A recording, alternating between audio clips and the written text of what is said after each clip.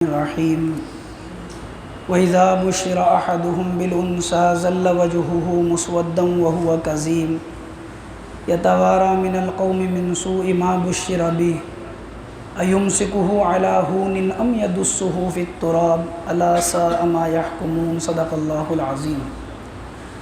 آج 14واں پارہ آخر کا آدھا اور 15واں سپارہ مکمل پڑھا گیا ہے۔ کل سے انشاءاللہ ایک پارہ پڑھا جائے گا۔ اللہ تبارک و تعالی اس آیت کے اندر زمانہ جاہلیت کی ایک بات کا تذکرہ فرماتے ہیں جو اللہ کے منکرین کے درمیان میں، کفار و مشرکین کے درمیان میں تھی۔ وہ بات یہ تھی کہ جب ان میں سے کسی کے یہاں پر لڑکی ہوتی تھی تو وہ اس کو عیب سمجھتے تھے، معیوب سمجھتے تھے۔ مکہ والے اور زمانہ جاہلیت کے اندر لوگ کسی کو اپنا داماد بنانا یہ ایک عیب کی بات سمجھتے تھے۔ تو لڑکا ہوتا تو بہت زیادہ خوش ہو جاتے تھے، لڑکی ہو جاتی تھی تو چہرے کالے اور سیاہ پڑ جاتے تھے، یعنی عار محسوس کیا کرتے تھے۔ جبکہ لڑکا اور لڑکی یہ دونوں دین اللہ کی ہیں۔ اللہ جس کو چاہتے ہیں لڑکا دیتے ہیں، اللہ جس کو چاہتے ہیں لڑکی دیتے ہیں، اللہ جس کو چاہتے ہیں لڑکا اور لڑکی دونوں دیتے ہیں، اللہ جس کو چاہتے ہیں نہ لڑکا دیتے ہیں نہ لڑکی دیتے ہیں۔ دوسری جگہ اللہ رب العزت قرآن میں فرماتے ہیں یَهَبُ لِمَن يَشَاءُ إِنَاثًا وَيَهَبُ لِمَن يَشَاءُ الذُّكُورَ أَوْ يُزَوِّجُهُمْ ذُكْرَانًا وَإِنَاثًا وَيَجْعَلُ مَن يَشَاءُ عَقِيمًا۔ ہم چاہتے ہیں لڑکی دیتے ہیں، ہم چاہتے ہیں لڑکا دیتے ہیں، چاہتے ہیں تو دونوں دیتے ہیں، چاہتے ہیں تو بانجھ رکھ دیتے ہیں۔ اللہ اگر دینے پر آتے ہیں کسی کو اولاد تو حضرت زکریا علیہ السلام بڑھاپے کی عمر میں ہیں، اللہ بڑھاپے کی عمر کے اندر حضرت یحییٰ عطا فرما دیتے ہیں۔ اللہ اگر اولاد دینا چاہتے ہیں تو ابراہیم علیہ السلام بڑھاپے کی حالت میں ہیں، اللہ تعالیٰ 2 بیٹے دیتے ہیں، ایک کو اسحاق کہتے ہیں، ایک کو اسماعیل کہتے ہیں۔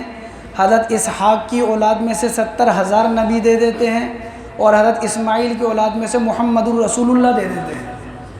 تو یہ اللہ کی دین ہے، اللہ جس کو چاہیں دے۔ عورت کا اس کے اندر کوئی اختیار نہیں ہے۔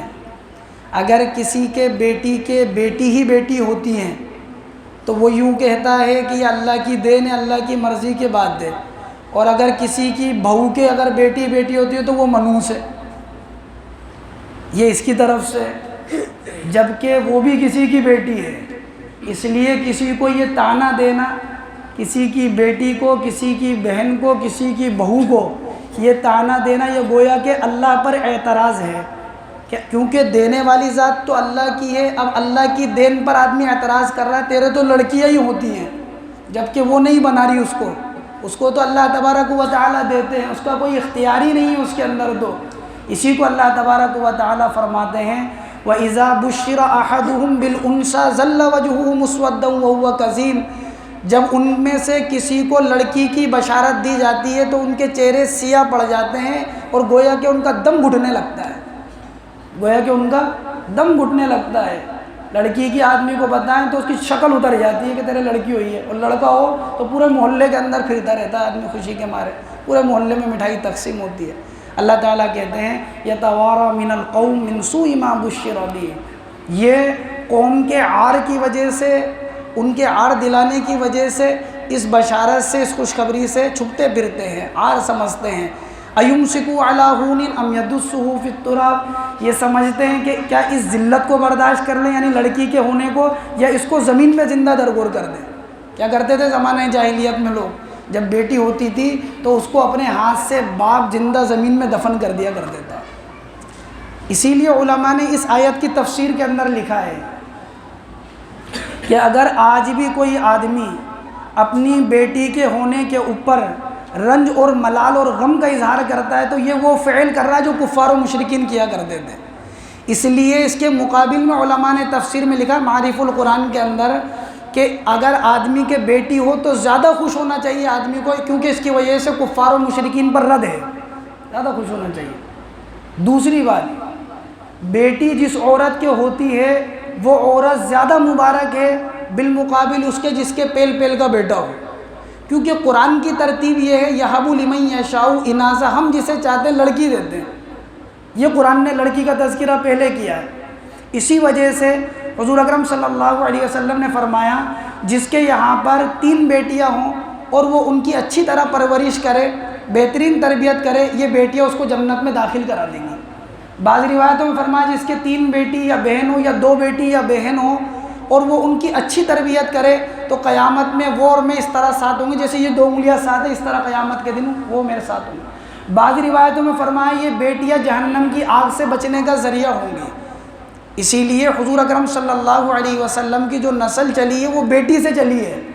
آپ علیہ الصلاۃ والسلام کے جو بیٹے تھے زیادہ سے زیادہ ان کی عمر جو ہوئی ہے وہ 16 مہینے بس، زیادہ سے زیادہ جو عمر ہوئی ہے۔ باقی آپ کی بیٹی ہیں حضرت ام کلثوم ہیں، فاطمہ ہیں، رقیہ ہیں، حضرت زینب ہیں۔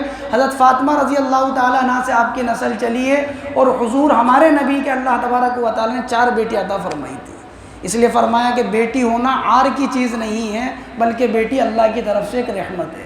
اللہ تبارک و تعالیٰ نے رد فرمایا کفار و مشرکین پر۔ دوسری بات، اللہ تبارک و تعالیٰ نے 15ویں سپارے کے اندر ارشاد فرمایا یوم ندعو کل اناس بامامہم فمن اوتی کتابہ بیمینہ فاولئک یقرؤون کتابہم ولا یظلمون فتیلا۔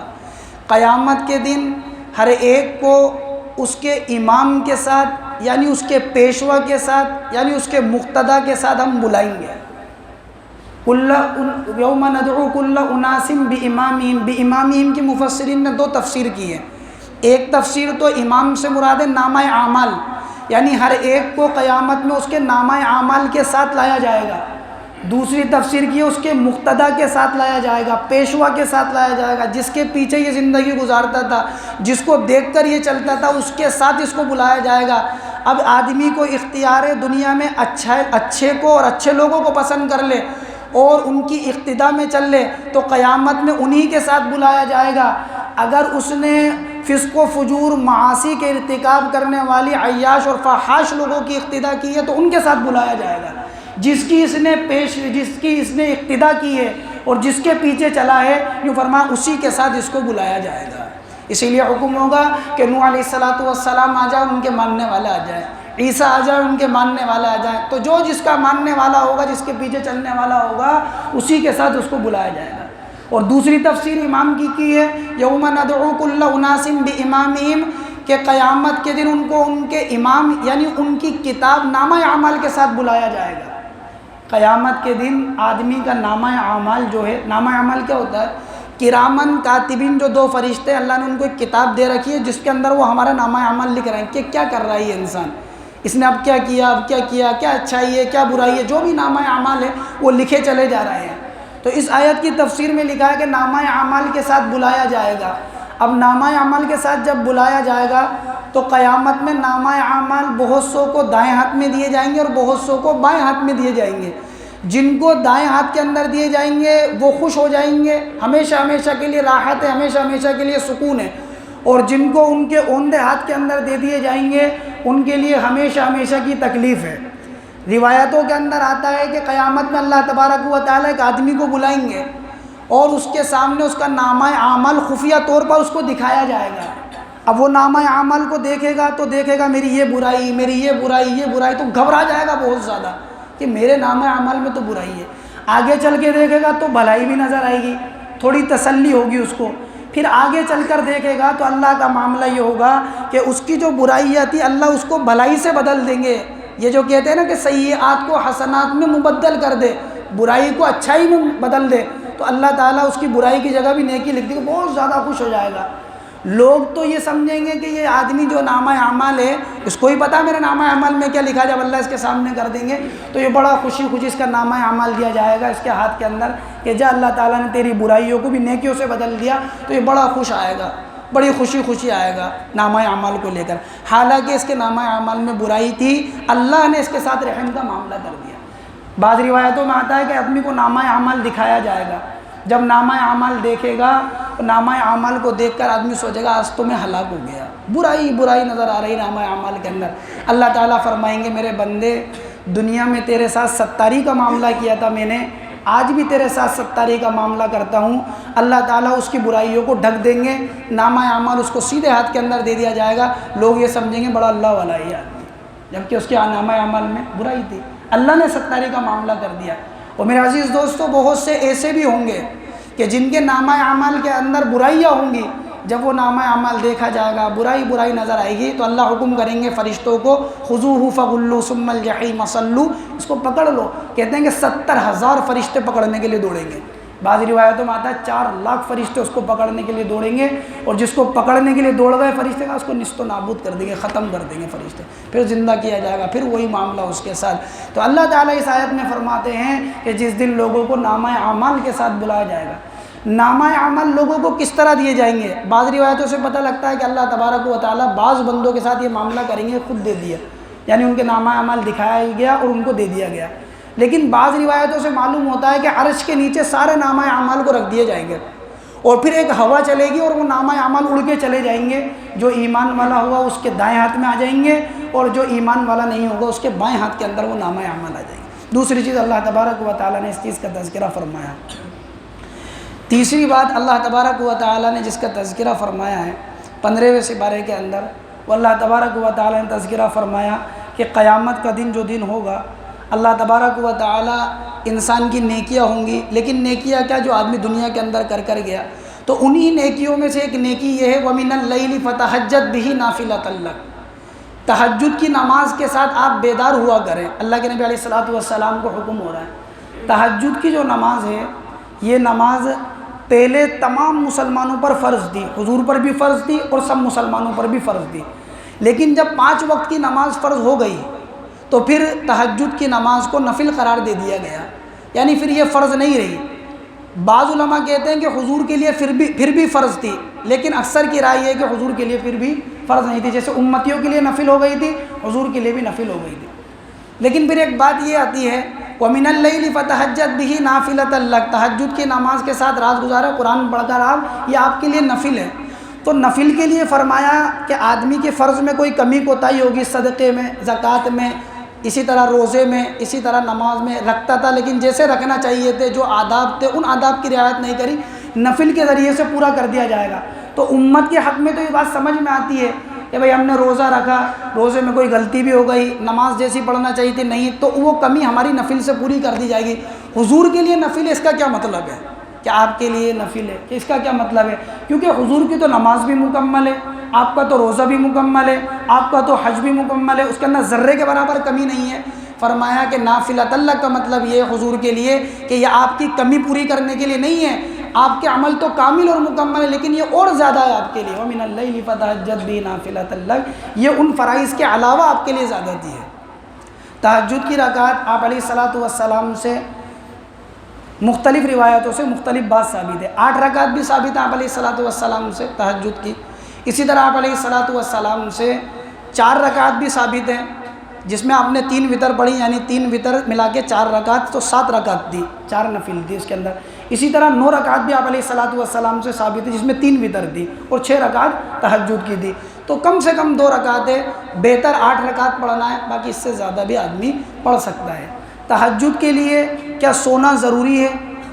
تہجد اس نماز کو کہتے ہیں، جیسے امام حسن بصری رحمۃ اللہ علیہ نے فرمایا کہ جو آدمی عشاء کے بعد نفل پڑھے گا وہ تہجد میں شمار ہوتی ہے، لیکن اس کا افضل طریقہ اور صحابہ سے جو ثابت ہے وہ یہ ہے کہ صحابہ کرام اور حضور صلی اللہ علیہ وسلم رات کے آخر حصے میں بیدار ہو کر پڑھتے تھے، اس لیے کوئی آدمی سو کر اٹھ کر پڑھے یہ زیادہ افضل ہے، لیکن اگر کوئی بغیر سوئے رات میں کسی بھی حصے میں ہی پڑھ لے جب بھی وہ تہجد ہے۔